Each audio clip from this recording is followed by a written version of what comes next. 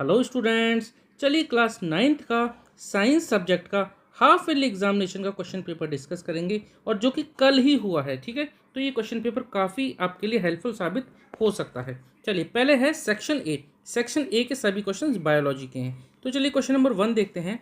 Who discovered nucleus in the cell? तो cell के अंदर न्यूक्लियस होता है, ये किसने डिस्कवर किया था? तो आंसर है इसका रॉबर्ट ब्राउन। 1831 में ये डिस्कवर किया था। चलिए नेक्स्ट क्वेश्चन देखते हैं। Question number 2, select the term for movement of water.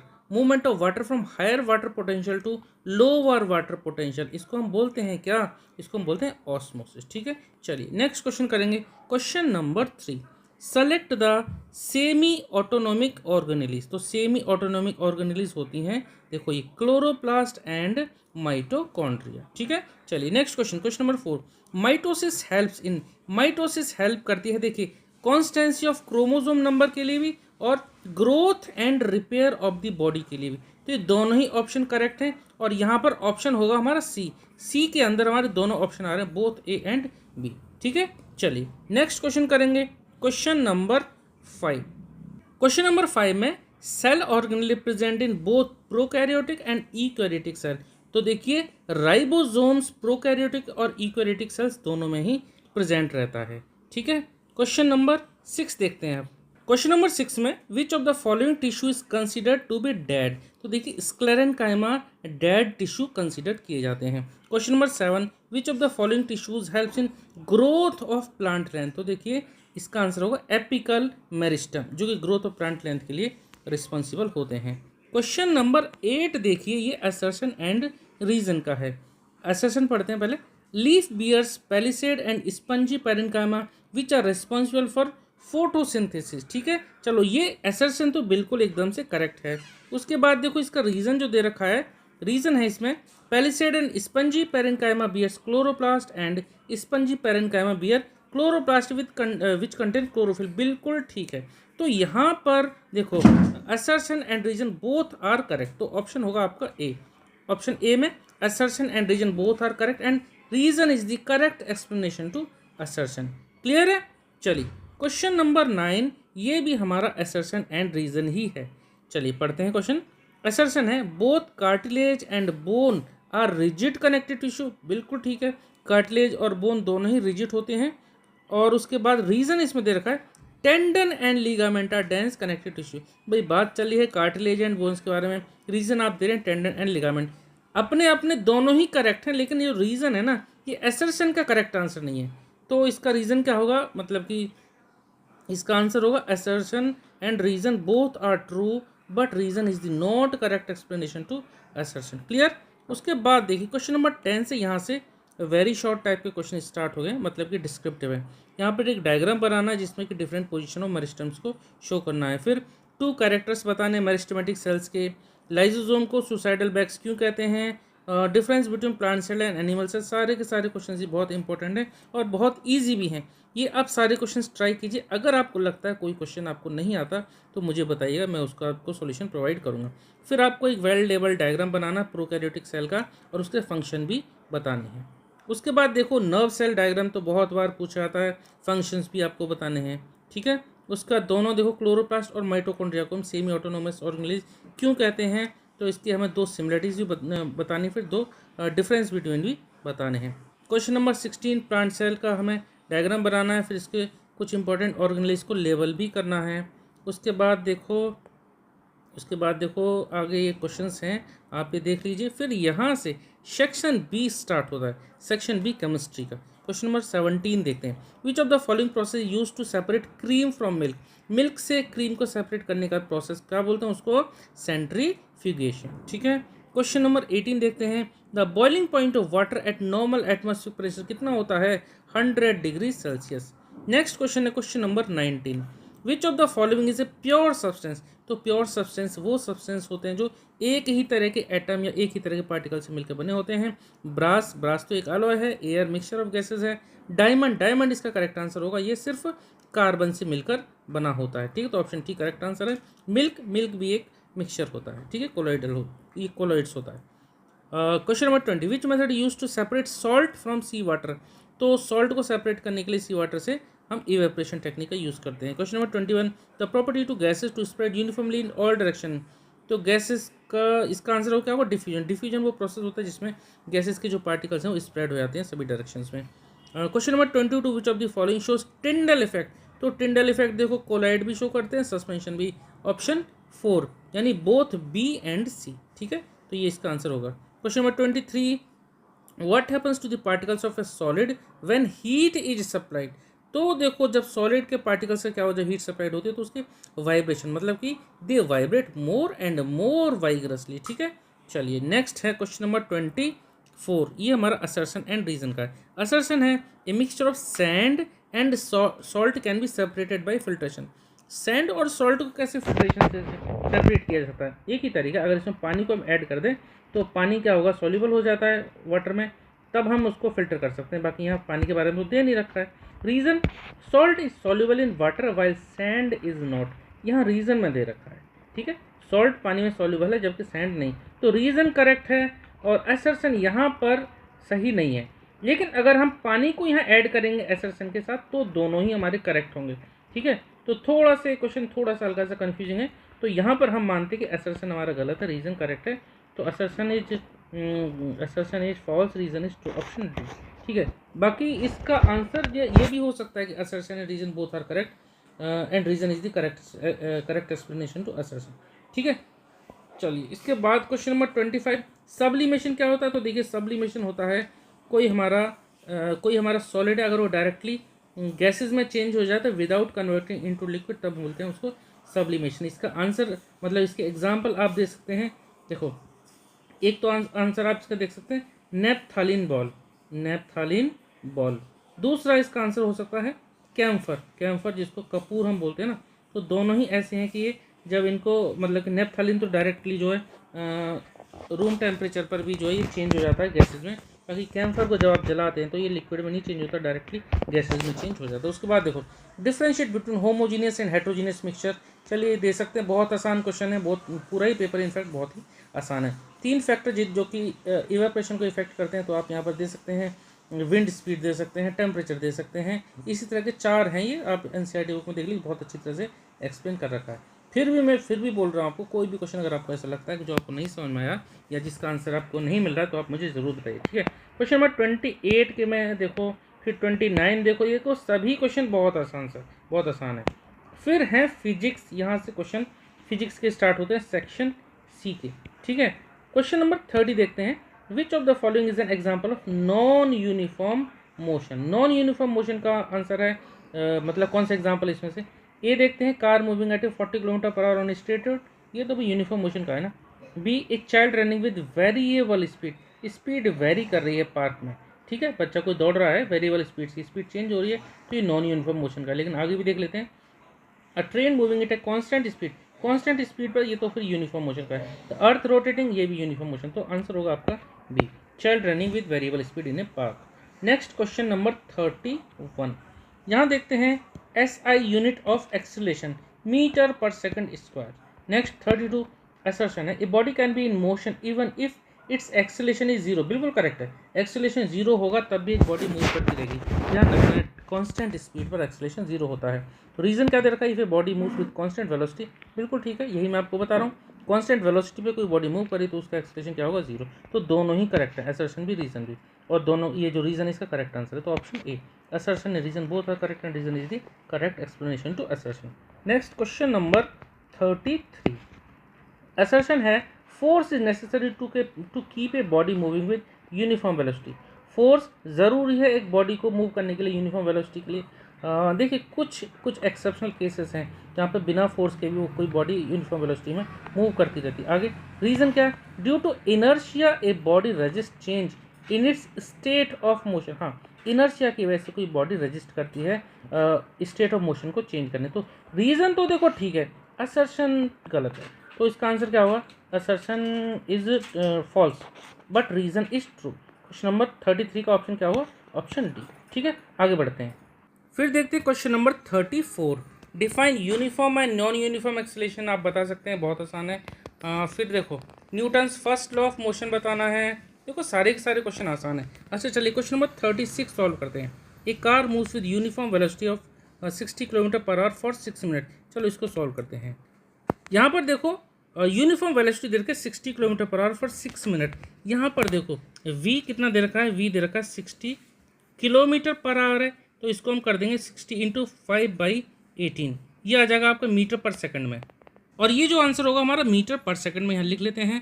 6 3 जा 18, 6 10 जा 60, ये आ गया। देखो 10 इंटू 5 कितना आ जाएगा 50/3, 50/3 ये हो जाएगा मीटर पर सेकंड में। उसके बाद देखो टाइम दे रखा है हमारा 6 मिनट, टाइम हमारा 6 मिनट है, तो टाइम को भी लिख लेते हैं हम सेकंड में। 6 मिनट था तो 6 इंटू 60, ठीक है, कितना आ जाएगा 36, यानी 60 से 36 होता है ना, 360 सेकंड। क्या पूछा है आपसे, आपसे पूछा है डिस्टेंस कवर्ड। तो देखो डिस्टेंस इक्वल टू होता है speed into time. Distance equal to क्या होता है, मैं यहाँ लिख देता हूँ, डिस्टेंस इक्वल टू होता है स्पीड इंटू टाइम। स्पीड या आप इसकी जगह वेलोसिटी भी लिखेंगे, इस केस में दोनों ही करेक्ट हैं। तो यहाँ पर v दे रखा है कितना, हमने निकाला था कितना 50/3, लिख देते हैं 50/3 इंटू टाइम। टाइम कितना निकाला हमने, टाइम निकाला हमने 360, तो लिख देते हैं इंटू 360, कैंसिल आउट कर देते हैं 3 से 3 1 जा 3, 3 2 जा 6 और 0, ठीक है, 3 1 जा 3, 3 2 से 0। हाँ, तो नीचे तो कुछ नहीं बचा, ऊपर देखें तो 50 को 120 से देखो 12 5 जा होता है 60, और 1 0 यहाँ, 1 0 यहाँ, 2 0 हम इसके साथ बढ़ा देते हैं, तो 6000 मीटर इतना आ गया, यानी कि 6 किलोमीटर। ये हमारा आंसर आ गया। क्लियर है, समझ में आ गया। चलिए नेक्स्ट क्वेश्चन करते हैं, क्वेश्चन नंबर 37। पहले ये जगह खाली कर देता हूँ यहाँ से। क्वेश्चन नंबर 37 में है, a body is thrown vertically upward, कोई एक बॉडी को ऊपर की तरफ फेंका गया with a velocity of 20 metre per second. उसके बाद पूछा इसमें कितनी ऊंचाई तक वो जाएगी, और जी दे रखा, ये जी स्मॉल वाला जी है, ठीक है, स्मॉल जी दे रखा 10 मीटर पर सेकंड स्क्वायर। अच्छा देखो, जब भी हम कोई चीज़ को ऊपर की तरफ फेंकते हैं ना, तब हम देखो, मैं यहाँ पे आपको बताता हूँ, ये हमने यहाँ तक नीचे से ऊपर की तरफ फेंका, तो इनिशियल स्पीड कुछ रही होगी जो कि दे रखी 20 मीटर पर सेकंड, तो लिख देते हैं यहाँ पर u equal to 20 metre per second. Clear. अब क्योंकि नीचे से ऊपर की तरफ फेंका गया, तो लास्ट में एक हाइट पर जाके ये जो बॉडी है रुक जाएगी, तो फाइनल वेलोसिटी कितनी हो जाएगी 0, v इक्वल टू 0। हमें ये पता करना है कि कितनी ऊंचाई तक ये बॉडी गई, ये ऑब्जेक्ट जो हमारा कितनी ऊंचाई तक गया, ठीक है, ये हाइट हमें फाइंड आउट करनी है। अब देखो क्या क्या हमें पता है, u पता है 20 मीटर पर सेकंड, v पता है 0, और हाइट हमें फाइंड आउट करनी है। एक और चीज़ कोई दे रखी है, हाँ g देखो ध्यान रखना है एक्सीलरेशन ही है, g हमारा कितना है, g हम एक्सीलरेशन बोलेंगे इसको 10 metre per second square. Clear है, जगह थोड़ी सी कम है, प्लीज़ आप इसको एडजस्ट करना, ठीक है। तो यहाँ पर देखो जो मोशन की हमारी इक्वेशन होती हैं, 3 इक्वेशन मैं फटाफट से आपको लिख देता हूँ। कौन कौन सी इक्वेशन होती हैं, v equal to u plus a t. यहाँ देखो इस इक्वेशन में तो जो हमें चाहिए हाइट, या हाइट को हम यहाँ पर कंसीडर करेंगे s लिखेंगे, ठीक है, तो वो तो हमें यहाँ से मिल नहीं पाएगा, तो ये नहीं अप्लाई कर पाएंगे। अगर हम देखें यहाँ पे s equal to u t plus half a t square, क्या ये अप्लाई कर सकते हैं, s equal to u t plus half a t square. देखिए हमें s फाइंड आउट करना है, s का मतलब डिस्टेंस, और इस केस में ये जो s होगी क्या होगी, हाइट होगी, ठीक है। ये हमें फाइंड आउट करना है, u पता है, t तो देखो नहीं दे रखा ना, तो ये भी हम फाइंड आउट नहीं कर सकते, मतलब इस इक्वेशन को नहीं लगा सकते। एक और इक्वेशन होती है v square equal to u square plus 2as, क्या ये लग सकती है, हाँ ये लग सकती है, ठीक है। इसको हम अप्लाई, मतलब इस फॉर्मूले में अप्लाई कर सकते हैं। देखो v फाइनल स्पीड मैंने आपको बताया, जैसे बॉल नीचे से ऊपर जा रही है, तो फाइनल वेलोसिटी क्या हो जाएगी 0 इक्वल टू u दे रखा हमारा 20, तो 20 का स्क्वायर। अब ध्यान रखना, आप नीचे से कोई चीज़ ऊपर फेंकते हैं ना, तो एक्सीलरेशन ड्यू टू ग्रेविटी जो होती है वो होती है माइनस में ले लेते हैं, ऊपर से कोई चीज़ नीचे करती है तो प्लस में, तो +2 इंटू देखो माइनस का 10 लेंगे, एक ही जगह एक्सीलरेशन ड्यू टू ग्रेविटी कितनी, माइनस का 10, नीचे से ऊपर फेंक रहे हैं, ध्यान रखना, इंटू एस हमें फाइंड आउट करना है। तो देखो ये कितना हो जाएगा 20 का स्क्वायर, यहाँ देखो ये तो हुआ यहाँ पे 0 इक्वल टू 20 का स्क्वायर हो गया 400, और देखो इसके आगे 2 इंटू -10 कितना हो जाएगा माइनस का 20, और माइनस का 20 के आगे क्या है एस है, लेफ्ट साइड में ले आओ, और यहाँ पर 0, ठीक है, लेफ्ट साइड में ले आओ तो ये हो जाएगा प्लस का 20x प्लस का 20s इक्वल टू 400, ठीक है, कितना आ जाएगा s निकाल लेते हैं, तो s equal to 400 divide by 20, cancel out कर देते हैं, 0 से 0 कैंसिल आउट हुआ, तो ये आ गया 20 मीटर। ठीक है, एस यानी हाइट हमें फाइंड आउट करनी थी, तो एस यहाँ पर हाइट के बराबर आ गई, एस हमारी क्या है, डिस्टेंस होती है, और इस केस में हमारी हाइट है, कितनी आ गई, 20 मीटर। क्वेश्चन खत्म। क्लियर हो गया? कोई डाउट अगर रहता तो प्लीज़ आप कमेंट सेक्शन में जरूर पूछना। चलो नेक्स्ट है क्वेश्चन नंबर 38 में Newton's third law of motion पूछा है। Every action there is a equal and opposite reaction, तो एग्जांपल भी आपको बताने हैं। फिर 39 यहाँ पर क्वेश्चन आपको सॉल्व करना है। कोई ट्रेन स्टार्टिंग फ्रॉम रेस्ट है, यानी u equal to 0 attains a velocity of 72 kilometre per hour in 5 minute. देखो ये फाइनल वेलोसिटी होगी v कितनी, 72 किलोमीटर पर आवर, तो 72 किलोमीटर पर आवर है, तो किलोमीटर पर आवर को चेंज कर लेते हैं मीटर पर सेकंड में। कैसे चेंज करेंगे, 5/18 से इसको डिवाइड कर दो, तो 72 इंटू 5/18 कर देंगे, ये आ जाएगा हमारा मीटर पर सेकंड में। 18 4 जा 72, ठीक है, तो यहाँ ऊपर 4 ये 5, 4 5 20, तो 20 मीटर पर सेकंड ये हो गई इसकी फाइनल वेलोसिटी। टाइम दे रखा है 5 मिनट, तो टाइम 5 मिनट दे रखा है, तो हम यहाँ लिख लेते हैं t equal to 5 minute. Minute है, मिनट को हम सेकंड में चेंज कर लेते हैं। हमेशा कोशिश करो आप कि सबको जो SI यूनिट में ही लेके चलो। तो 5 मिनट था, उसको हम 60 से मल्टीप्लाई कर देंगे, तो कितना आ जाएगा, 300 सेकंड, 300 सेकंड आ गया। क्लियर है? यहाँ पर आपको देखो टाइम पता पड़ गया, u पता है, v पता है, क्या निकालना है, एक्सेलरेशन फाइंड आउट करना है। तो देखो मैं इधर ही करता हूँ, ठीक है। a यानी एक्सेलरेशन का फॉर्मूला क्या होता है भाई, v minus you upon T. v कितना है, v हमने निकाला 20 माइनस 0 अपॉन टी, और t कितना है 300, तो 20 अपॉन 300, तो ये कितना आ जाएगा, ये आ जाएगा 20 अपॉन 300 का मतलब है, देखो चलो मैं काट देता हूँ यहाँ लिखने के बाद, तो 0 से 0 कैंसिल आउट हो, यानी कि ये आ गया 2 1 2 और 2 15 जा, तो ये आ जाएगा कितना, a इक्वल टू आ गया 1/15 मीटर पर सेकंड स्क्वायर। ठीक है, 1/15 मीटर पर सेकंड स्क्वायर। चाहो तो अब आप इसको ना डेसिमल में चेंज कर सकते हैं, ठीक है, डेसिमल में आप कर लेना अगर ज़रूरत पड़े तो, बाकी ज़रूरत नहीं पड़ेगी। इतना भी आप लिख देंगे तो मार्क्स आपको पूरे मिलेंगे। उसके बाद पूछा आपसे डिस्टेंस ट्रेवल, डिस्टेंस कितनी, तो यहाँ जगह कम है, थोड़ा सा मैं जगह खाली कर देता हूँ, ठीक है। चलो डिस्टेंस पूछा है, तो डिस्टेंस के लिए हमारे पास फॉर्मूला वही जो इससे पहले वाले क्वेश्चन में हमने पढ़े थे, 3 v इक्वल टू, मतलब ये जो मोशंस की जो इक्वेशन है, तो डिस्टेंस के लिए हम एक काम कर सकते हैं, डिस्टेंस के लिए आप ये लगा दीजिए, s equal to u t plus half a t square. यहाँ पर s equal to u t plus half a t square आप लगाएंगे तो हमारी बात बन जाएगी, क्योंकि u पता है, t पता है, a पता है, ठीक है, लगा देते हैं। u कितना है 0, तो 0 इंटू टाइम कितना है, टाइम हमने निकाला था 300, तो 0 इंटू समथिंग 0 ही आएगा, प्लस हाफ, और a हमने जो निकाला ना 1/15, ये जो 1/15 निकाला इसी को हम यहाँ पुट कर देंगे, तो half into 1/15 into half a और टी स्क्वायर, टी कितना है, टी है देखो 300, यानी 300 को हमें 2 बार मल्टीप्लाई करना पड़ेगा, स्क्वायर है ना, तो 300 इंटू 300। चलो आसानी से सॉल्व हो जाएगा, घबराने की बात नहीं है।